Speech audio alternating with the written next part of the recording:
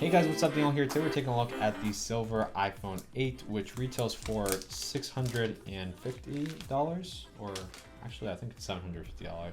But this is the silver color, and I think it's my favorite color of the iPhone 8, just because the iPhone 8 in the black color just kind of seems a little bit boring. And I know that's been a complaint of mine in the past, that the other phones maybe look too, vibrant and stuff. But the silver back, or this white back, is really nice and clean looking. It's just like that back that we saw on the clone a couple of weeks back, and just like the back on the iPhone X.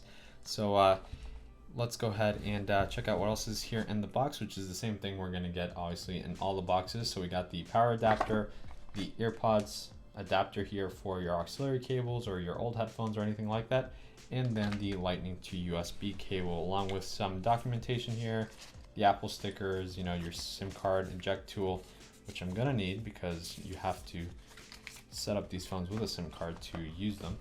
And yeah, so one of the things here is that it has the silver side and then the white back. So I mean, Apple's just going by the color on the silver side. So this phone's not really silver, it's kind of pretty much completely white, and that's what it should be called. But silver and space gray is what they went with.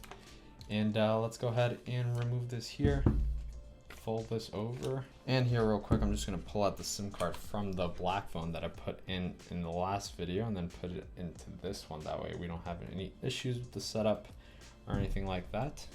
And yeah, all that's pretty much the same. You still have the same lock button. There's no changes to the buttons or anything like there is on the iPhone X, and the front of the phones are the exact same thing. So it kind of feels like the iPhone 8 shouldn't have even existed. I mean, it kind of exists in my opinion just because Apple wants to kind of use the kind of displays they've been using already for a couple of years, and every year that they keep using that, they're going to keep making more money off it because the components and stuff are going to get cheaper. But of course the phone is faster, and you do have a better camera, and all that you would expect from an S model, like a 6S or anything like that, is on this 8. So this is basically an iPhone 7S. And it's funny because a lot of the case manufacturers actually had called these cases the 7S cases, and then the iPhone X cases were called the iPhone 8 cases. So everybody, even them, were fooled into thinking that's what Apple was going to do.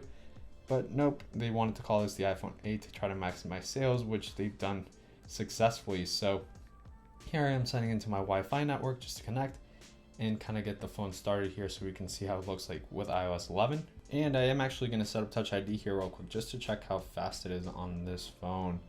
And yeah, so this phone retails for $700. I think I said something different earlier in the video, I'm not sure what. So it's $700 plus tax, so it ends up being $750, $740, $760, depending on where you are.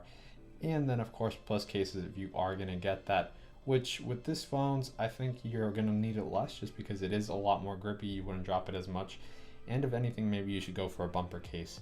But yeah, they don't like that I use my bank account password on here. They say it's not secure enough, but I say whatever. And here, I forgot to do this in the black iPhone video, but this is True Tone display, which is new on this phone. And you can see the color difference, maybe slightly on the camera. It's definitely more noticeable in real life. But when I take it off, it's a lot more white and blue. And here it's a lot more kind of, matches more of the ambiance in the room. So it is kind of nice. It is going to look better in most cases when you're using the phone, and especially on your eyes. But aside from that, we got the exact same display on this phone like the iPhone 7. So not many changes to, anything here that you see here is going to look exactly the same as the iPhone 7. On the sides, it's going to look the same. On the back, completely different, of course. We got this new glass back that supports wireless charging and looks very nice and clean. It's not full on white. It's kind of like an off-white, almost a kind of a, I don't know, grayish Arctic color. It's kind of weird to explain, but I mean, it's nice. It's just not full on vibrant white, if you know what I mean. Like, it's not like, you can see the white differences here. Like, that's a clean, super bright white, and that's not a white. So the iPhone 5S, I think, had a nicer white color than this white on here. But I mean, it's fine, and it looks good, and it looks clean. And the fingerprints aren't going to show as much as on the black phone, of course, but they are still noticeable when you kind of see it from different angles. And of course we got the camera here, the flash, the sensors up here, and Touch ID is, I don't know, just as fast as before, maybe faster, I don't know.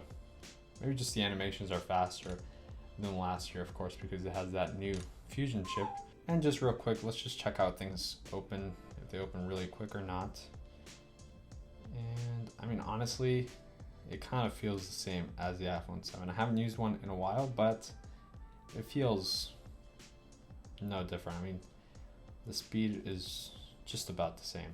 Of course, there are no UI changes like on the iPhone X, so you don't have to drag up, you know, to close an app. You have the home button, you have Touch ID, you have all those features that if you find them really convenient on your iPhone 7 or 6 or 5S or whatever, then you are going to want to go with this.